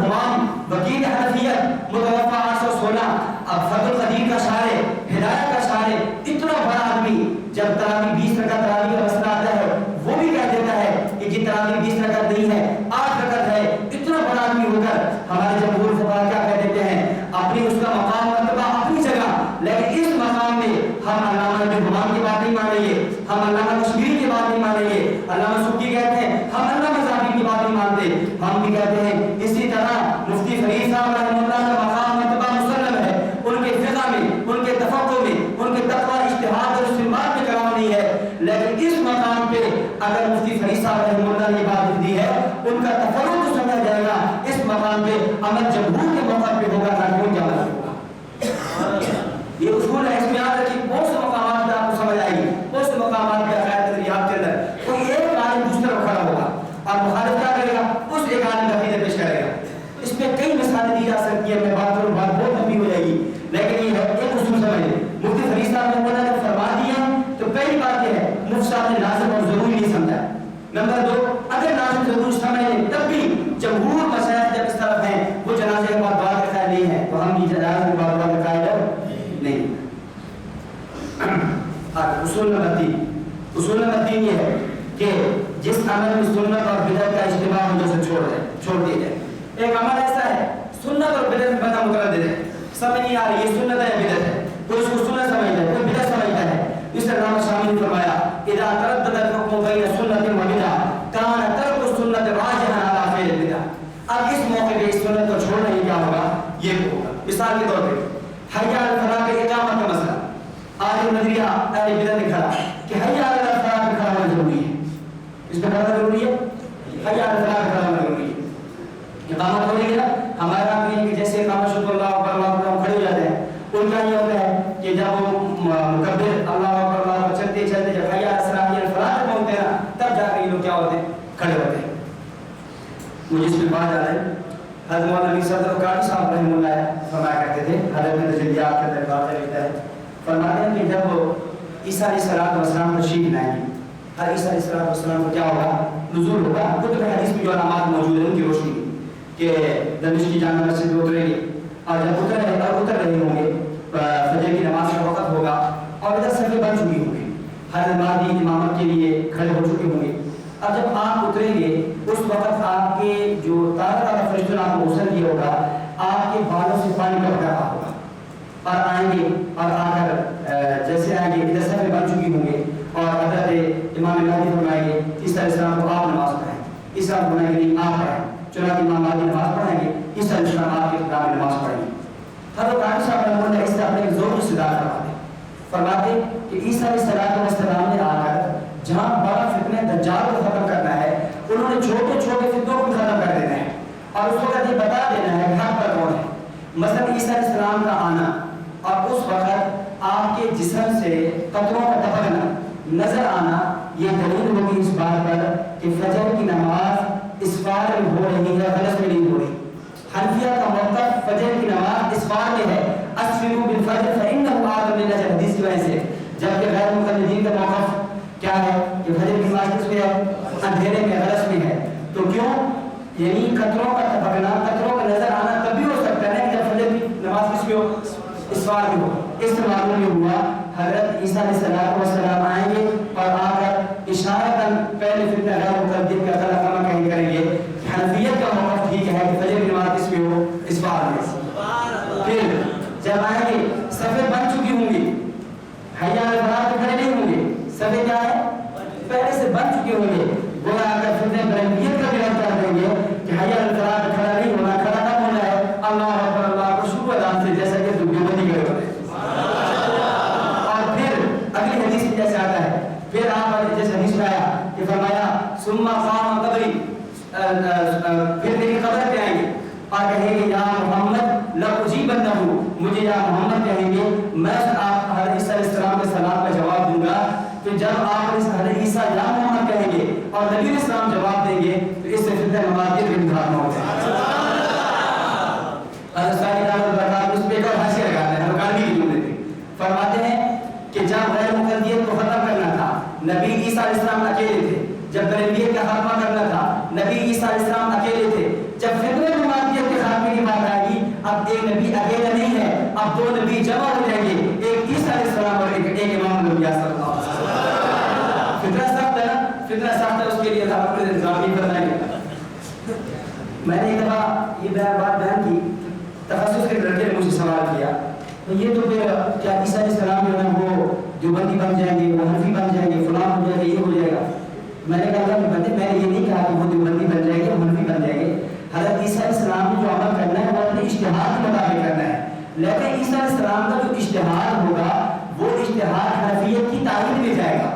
حضرت عیسیٰ علیہ السلام کا جو اجتہاد ہوگا وہ دیوبندیت کی تائید میں جائے گا. یہ مطلب نہیں ہے کہ وہ دیوبندی بن جائے گی حنفی بن جائے گی. یہ مطلب ہے کہ میں بدل کر رہا ہوں, ممکن آپ کو کچھ کام نہیں ہو جس سے میں سے برابر کرے گا دیتا ہوں. تو تیسرا اصول حی علی الفلاح پہ کھڑا ہونا. ہم نے کہا اس کے بارے میں چونکہ عمل متردد ہے, سنت ہے یا بدعت ہے, اسے تو چھوڑ دینا مناسب ہے. اور اس کے لیے کیا ہے کہ حی علی الفلاح پہ کام کھڑا نہ ہونے کی کیا ہے, شروع پہ کھڑا ہو جائے.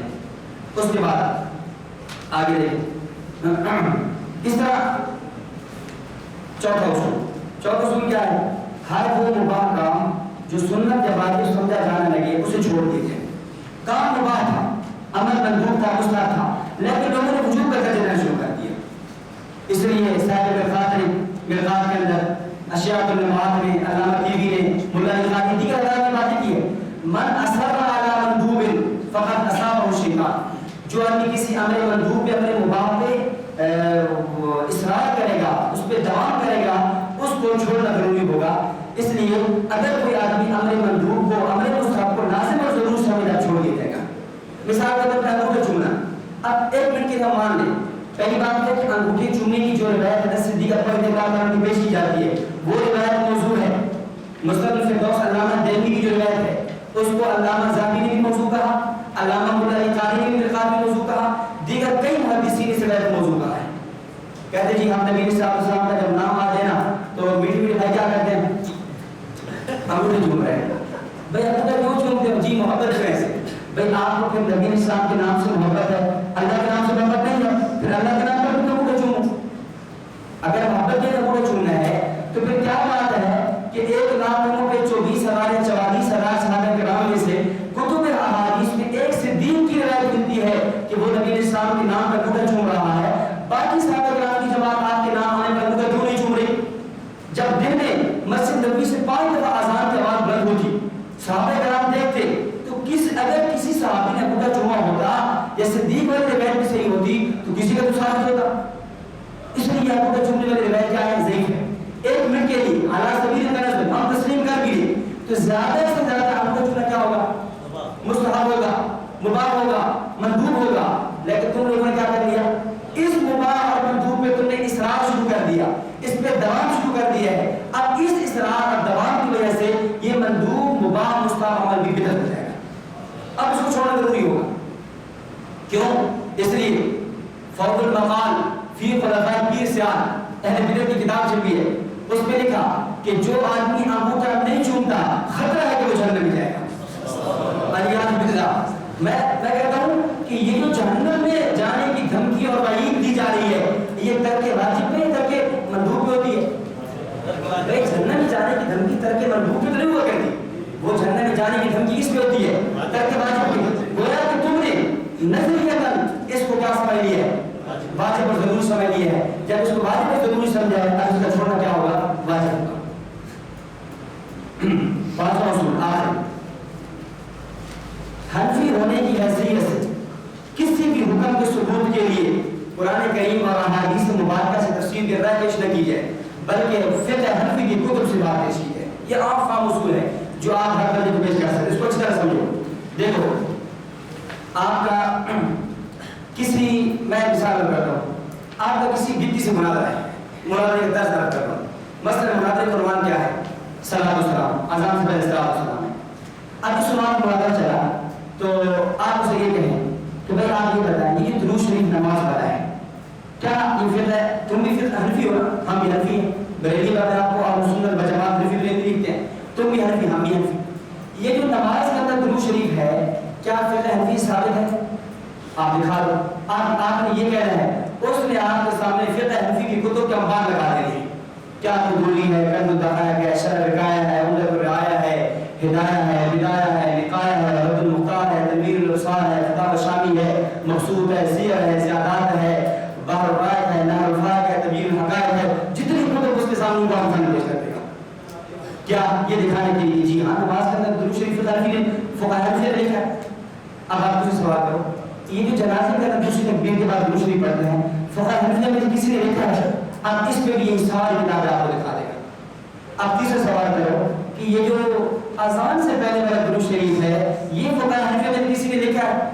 اب فوراً کہے گا اے فقہ حنفی کو چھوڑو, قرآن نہیں پڑھتے ہو, اللہ تعالیٰ نے فرمایا ان اللہ و ملائکتہ یصلون علی النبی یا ایھا الذین آمنوا صلوا علیہ وسلموا تسلیما.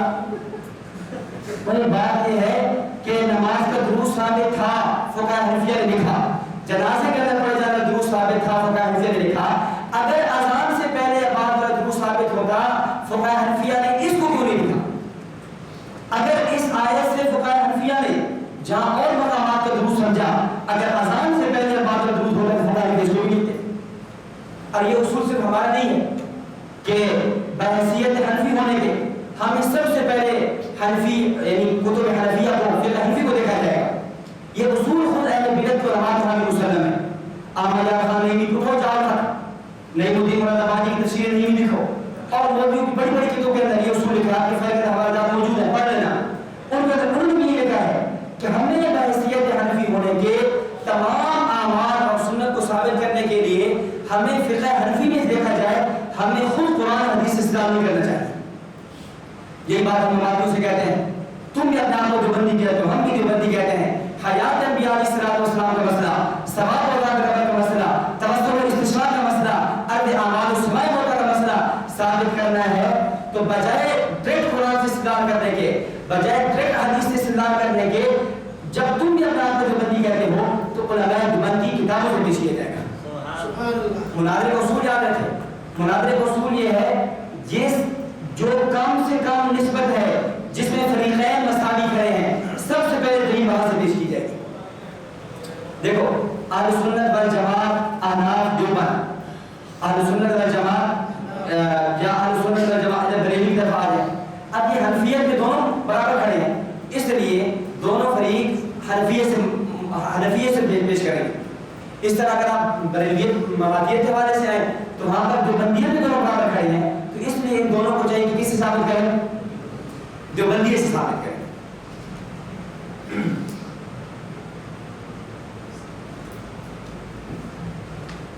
یہ 5 اصول ہو گئے. چھٹا اصول یہ ہے عام طور پہ کہ یہ جو سنت ہوتی ہے یہ بین الاقوامی ہوتی ہے. سنت کیا ہوتی ہے؟ بین الاقوامی، انٹرنیشنل. اور بدعت علاقائی ہوتی ہے.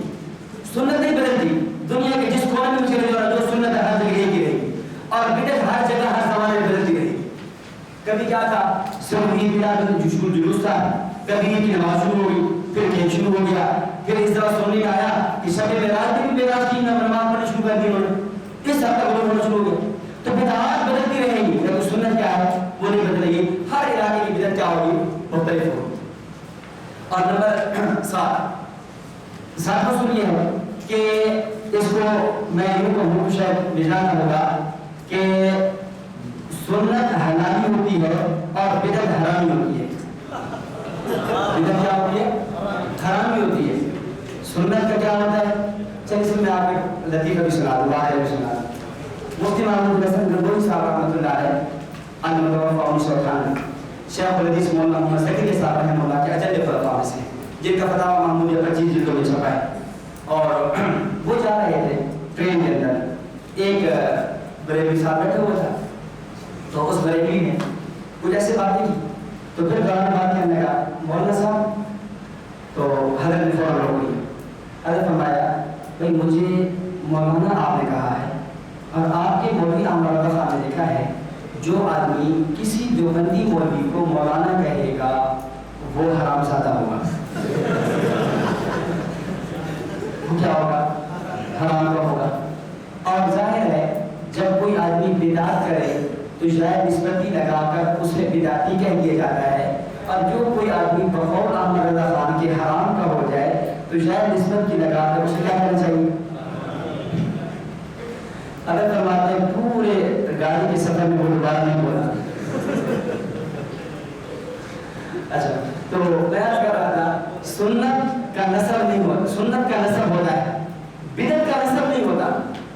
سنت آپ پیش کریں گے، آپ شروع سے لے کر آخر تک چلتے چلیں گے، چلتے جائیں گے، آپ کو سنت کا نسب ملے گا. اس کے برخلاف جب آپ بدعت پیش کریں گے، بدعت سے آپ کو نسب نہیں ملے گا. سنت کیا ہے؟ مثال کے طور پہ آپ کو حدیث میں پڑھتے ہو، شمائل ترمذی ہماری ہے جس میں نبی اسلام کی سنتوں کا تذکرہ ہے. باب ما جاء فی امامۃ رسول اللہ، نبی اسلام کا امامہ کیسا تھا. باب ما جاء فی سواک رسول اللہ، نبی اسلام کی مسواک مبارک کیسے تھی. آپ علیہ السلام کی خلصوا کیسی تھی، خوشبو مبارک کیسی تھی، ہر ایک کی، اور اس ہر ایک پہ ہم اپنی سند پیش کرتے ہیں، ہر ایک پہ. مثال کے طور پہ میں جناب کی اپنی سند سنا دوں کہ آپ نے سنن پیش کی ہے، ترمذی شریف ہے، ترمذی شریف ہے، میں نے ترمذی شریف پڑھی حضرت مولانا رشید اشرف صفی صاحب سے رحمہ اللہ.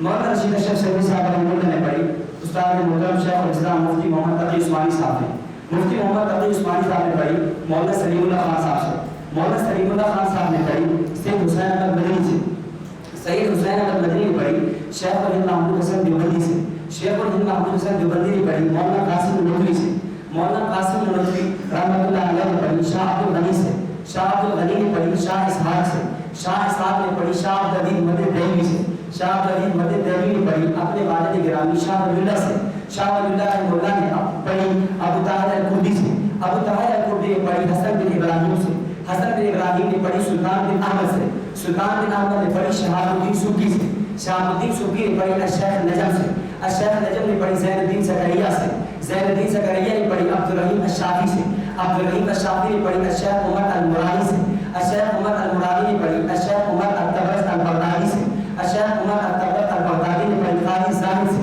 قاضی زاہد نے پڑھی ابو العباس سے، ابو العباس نے پڑھی عبد الجبار الجراحی سے، عبد الجبار الجراحی نے پڑھی امام ابو موسیٰ الترمذی سے، امام ابو موسیٰ الترمذی نے پڑھی علی بن حجر سے، علی بن حجر نے پڑھی علی بن مسر سے، علی بن مسر نے پڑھی امام اعظم ابو حنیفہ نعمان بن ثابت سے، امام اعظم ابو حنیفہ نے پڑھا 6 صحابہ کرام حضرت جابر بن عبداللہ، انس بن مالک، عائشہ بن حجر، واسطہ بن اسقا رضوان اللہ علیہم اجمعین سے، اور ان تمام نے پڑھا امام الانبیاء محمد رسول اللہ صلی اللہ علیہ وسلم. سنت کا سب ہویا نہیں اور بدعت کا سب ہوتا. پوچھو بھائی یہ اذان کب سے شروع ہوئی، یہ پوچھو بھائی عید میلاد النبی کب سے شروع ہوئی. اچھا جی اسی طرح دیگر جتنے بھی بدعات ہیں، یہ قبر پہ اذان نہیں کب سے شروع ہوئی، انگوٹھا چومنا کب سے شروع ہوئی، اس طرح جلوس وغیرہ جشن وغیرہ، یہ ساری چیزیں آپ کی پوچھتے چلے جائیں، آپ کو نسب نبی کے سامنے نہیں پہنچے گا، درمیان میں رک جائے گا. کوئی 604 میں شروع ہو رہی ہے، کوئی 7 میں شروع ہو رہی ہے، کوئی 8 صدی میں، کوئی 9 میں، کوئی موجودہ زمانے میں، اس طرح یہ بدعات شروع ہوتی ہیں. تو یہ آپ حضرات کے سامنے چند اصول پیش کر دیے تھے. اب وقت بہت مختصر ہے، 10 منٹ رہ گئے ہیں اور کوشش کرنی ہے کہ اسی نشست کے اندر خیال کو پورا کرنا ہے. آگے شبہات رہے گا، 10 شبہات ہیں، اس سے ڈیڑھ گھنٹے کی نشست دی ہے تاکہ بات پوری ہو جائے، لیکن پھر بھی پتہ نہیں بات پوری ہوگی یا نہیں ہوگی. میں اتنا ہی اختصار کے ساتھ ہے کہ جو شبہات ہیں ان کو نظر کر کے اس کو بات پورا کرتے ہیں تاکہ اگلی نشست میں پھر کو اور خواہش نہیں کرے. یہ بات کی فرشی آ رہی ہے، ان کے جوابات اکٹھے کیے جائیں گے. یوں نہ ہر نشست کا جواب دینا، پھر جواب دینے کے لیے مستقل موقع چاہیے، بہت سارا ٹائم لگ جائے گا جواب دینے کے لیے. اس لیے بہت سی چیزیں ایسی ہیں کہ وہ آپ کے اشکالات جو دماغ ہوتے لگنے سے ختم ہو جائیں گے، کچھ اگلے صدقوں میں ہو جائیں گے. مثلا کیا ایک آدمی ایک طالب علم نے مجھ سے پوچھا اذا صلیت من میت فخرج له دعاء، اس حدیث کا جواب کیا ہے؟ جواب ہو گیا. اس طرح کتنی چیزیں ایسی ہیں ان کے جوابات ہوتے چلے جائیں گے، مختلف آ جائیں گے. اس لیے آپ نے جلدی نہ کریں. اب اس میں مجھے کئی واقعات آنے شروع ہو گئے. ہمارے جو طلباء ہیں نا یہاں کے مرکز میں پڑھنے والے، وہ ہنس بھی رہے ہیں، وہ سمجھ رہے ہیں. تو صاحب جب کسی بات کی بات یاد آتا ہے پھر ہمارا سبق بھی پورے کھنڈونی بات نہیں کر جاتا ہے. صحیح. مولانا عبد الماجد دریا بادی حضرت تھانوی صاحب کی نشست مجلس میں آئے اور کچھ 7 اعتراض لے کر رہے. کتنے کا 7 اعتراضات لے کر رہے. مولانا تھانوی نے کہا حضرت میرے 7 اعتراضات ہیں، کچھ آپ پر، کچھ دین اسلام پر، کچھ آپ کی کتب پر، کچھ آپ کی تعلیمات پر، کچھ آپ کے مسلک منہج پر. حضرت فرمایا کہ تو ایسے کر 3 دن میری نشست میں بیٹھ، 3 دن میری مجلس میں بیٹھ، 3 دن میرے درس میں بیٹھ، 3 دن کے بعد تیرے اشکالات ہو جائیں گے، میں حل کر دوں گا. مولانا عبد الماجد والی صاحب فرماتے ہیں میں 3 دن حضرت کی نشست میں، حضرت کی مجلس میں بیٹھا. جب 3 دن گزر گئے، 3 دن گزرنے کے بعد حضرت نے مجھے بلایا، فرمایا لے عبد الماجد لے اپنے اشکالات. تو مولانا عبد الماجد صاحب فرمانے لگے حضرت وہ سارے اشکالات ختم ہو گئے. مشکلات کیا ہو گئے؟ اعتراضات ختم ہو گئے.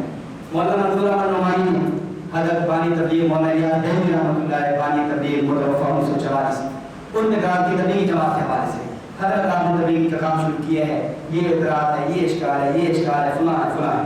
حضرت فرمایا تو ایسا کر میرے ساتھ سروہ لگا، میرے ساتھ کیا لگا؟ 3 دن لگا سروہ لگا. اپنے اعتراضات لکھے، سروے کے بعد وہ اعتراضات مجھے دے دینا. جب سروہ لگا لیا مولانا ریاض دہلوی نے بلایا، منظور احمد لے اپنے اعتراضات. منظور احمد نعمانی صاحب فرمانے لگے حضرت آدھے تو ختم ہو گئے ہیں، 2-3 رہ گئے ہیں، امید اگر ایک سروہ اور لگایا تو وہ بھی ختم ہو گیا. فرما کر اپنا بھی سنا دیتے. یہ تو انسان فرق کی بات ہے. شوال کا مہینہ عید کے بعد کی کلاسیں داخلے ہمارے ہو رہے تھے. قاری حنیف جلندری صاحب، قاری حنیف ملتانی رحمہ اللہ، نابینا پنجاب میں جانتے ہوں گے، بڑے مشہور معروف خطیب گزرے ہیں. طرز لگا کر خطیب واحد شہان شیریں بیان تھے بیان کیا کرتے تھے. تو ان کی مسجدوں میں نا ان کی جو مسجد تھی مولانا قاری صاحب، اس پہ غیر مقلدوں نے حملہ کر دیا. حملہ مطلب غیر مقلدوں جا کر اپنے پامفلٹ تقسیم کیے، کچھ فتح جماعت پہ اعتراضات، کچھ بجلی زیور پہ اعتراضات، اس طرح کے اعتراضات کرنا شروع کیے. تو انہوں نے استاد جی کو فون کیا. جو قاری حنیف صاحب کے جو بیٹے ہیں نا مولانا قاری حنیف صاحب، انہوں نے فون کیا ہمارے مسجد میں یہ مسئلہ آ گیا تو آپ تشریف لیں. حضرت فرمایا کہ ہر استاد جی فرمانے لگے ہر جگہ میں تشریف نہیں دوں گا، کبھی کبھی آپ بھی تشریف لے آیا کریں.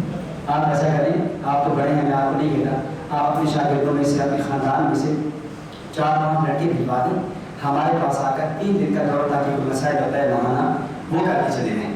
اور ان دنوں میں وہ دور تاکہ کوئی مسائل بالکل شوال کی ابتدائی دن میں آ رہا تھا چھٹیوں کے اندر 3 دن کا کورس کر کے چلے جائیں. انشاءاللہ یہ جتنے بھی اعتراضات ہیں ان کے ہم جوابات ان کو دے دیں گے. چنانچہ قاری صاحب انہوں نے فرمایا کہ ٹھیک ہے، میں اپنا بیٹا، اپنا داماد، اب ایک بھانجا اور 2 بندے اور اپنی گاڑی کو بھجوا رہا ہوں، انشاءاللہ کل پہنچ جائیں گے. اگلے دن وہ وہاں پہنچ گئے. 5 آدمی تھے. ان میں سے اس وقت ایک طالب علم مشکات پڑھ رہا تھا، ایک خامسہ بھی تھا اور 3 طالب علم نہیں تھے. ویسے وہ سکول پڑے ہوئے تھے. وہ 5 حضرات آئے یہاں پر استادی کو ملے اور وہ کوئی تقریباً 85 قریبی اعتراضات تھے جو غیر مقدر تقسیم کیے تھے وہ لیے ہیں. کچھ فتح جماعت میں تھے، کچھ ہدایت میں تھے، کچھ بجلی گوہر میں تھے، کچھ بجلی زیور میں تھے، کچھ فتح سرکار میں تھے. تو وہ اعتراضات لے کر لے وہ کچھ کو ایسے میں استادی کے سبب بتا رہے تھے، کر رہے تھے. وہ جیسے یہ داخل استادی نکلنے لگے تو استادی فرمایا کوئی آپ ایسا کریں، میں نے فرمایا کہ وہ لائبریری میں بیٹھی ہوں گی جہاں کہیں بھی ہوں، آپ ان سے مل لیں اور وہ انشاءاللہ آپ کے ان اعتراضات کے جوابات دے دیں گے. میں جمعے کا دن تھا، میں جمعہ پڑھ کے جیسے لائبریری میں داخل ہوا تو وہ آدمی آگے مجھ سے ملا اور پوچھتا ہے کہ مولانا اسرار کون ہے. تو میں نے کہا فرمائیں. انہوں نے کہا اس طرح استاد جی نے بھیجا ہے تو یہ اعتراضات ہیں اور اس طرح استاد جی نے فرما چکے تھے سر بندے آئیں گے تو آپ کو سنبھالنا. تو میں نے کہا ٹھیک ہے، آپ ایسے کریں گے، اعتراضات رکھ لیں، انشاءاللہ عشاء کی نماز کے بعد جب مغرب کی نماز بعد بیٹھیں گے. تو انہوں نے کہا جی آپ یہ اعتراضات دیکھ لینا پھر ایک جواب آتے. میں نے کہا ان کو آپ چھوڑیں، میں مغرب کی بعد عشاء کے بعد گفتگو کر لوں گا، اس کے بعد کوئی اعتراض رہ جائے پھر کہنا. چنانچہ ہم مغرب پر بیٹھے تو مجھے پتا تھا کہ ظاہر غیر مخالفوں نے کون سے اعتراضات کر رہے ہیں. بریلیوں کا یہ انہوں نے بجلی زیور پہ کیا اعتراض ہیں، اعمال میں کیا ہے، صدقات میں کیا اعتراض ہے. تو جب بیٹھے تو میں نے امام کے سامنے 3 اصول پیش کیے. کسی نے جس میں موقع ملا تو میں وہ اصول آپ کے سامنے بھی رکھ لوں گا تاکہ جتنے بھی اشکالات اعتراضات ہیں اس حوالے سے ہمارے قابل کی کتب پر وہ آپ کے بھی ختم ہو جائیں. تو میں نے تقریباً 1 گھنٹہ لگا یا 1.5 گھنٹہ لگا اصولوں کی روشنی میں. ایک اصول یہ ہے، دوسرا یہ ہے، تیسرا یہ. ہمارا اصول بھی ہے، غیر مقرروں کا بھی ہے، مماثل کا بھی، بریلویوں کا. یہ اصول پیش کر دیے. پیش کرنے کے بعد میں نے کہا لے اور یا تمہارے اعتراضات کیا ہے. تو وہ جو تھا نا اسامہ حنیف جو قاری حنیف صاحب کا پوتا تھا، قاری حنیف کا بیٹا تھا، اسامہ حنیف کہنے لگا تو سر جی وہ جتنے بھی اعتراضات تھے وہ سارے ختم ہو گئے. تو وہ اعتراضات جو ہے نا وہ اس کی بنیادی بنتی ہے کہ آدمی کے سامنے اصول نہیں ہوتے، آدمی کے سامنے جو ہے نا وہ بنیادیں نہیں ہوتی. یہ بنیادوں پہ اشکال ہو رہا ہے، ترقیحات نہیں ہوتی. جب ترقی ہو جائے، جب اپنا عقیدہ سمجھ آ جائے، مخالف نظریہ سمجھ آ جائے. اصل میں مسئلہ یہ ہے کہ ہمیں ابھی تک نہ اپنا عقیدہ سمجھ آیا صحیح معنوں میں، نہ ابھی تک مخالف کا نظریہ سمجھ آیا. اگر اپنا عقیدہ سمجھ آئے، مخالف کا نظریہ سمجھ آ جائے تو تب بھی بات ختم ہو جائے، اپنا نظریہ سمجھ آئے تب بھی بات ختم ہو جائے. صحیح فرماتے ہیں کہ مخالف کا قصور یہ ہے اس نے ہمارا عقیدہ نہیں سمجھا، اس نے اعتراض کر دیا. ہمارا قصور یہ ہے ہم نے بھی اپنا عقیدہ نہیں سمجھا کہ ہم نے جواب نہیں دیا. اگر وہ ہمارا عقیدہ سمجھ جاتا اعتراض چھوڑ جاتا، ہم اپنا عقیدہ سمجھ جاتے جواب دے پاتے. تو قصور تو دونوں کا ہے، نہ اس میدان میں محنت اس نے کی ہے نہ ہم نے کی ہے.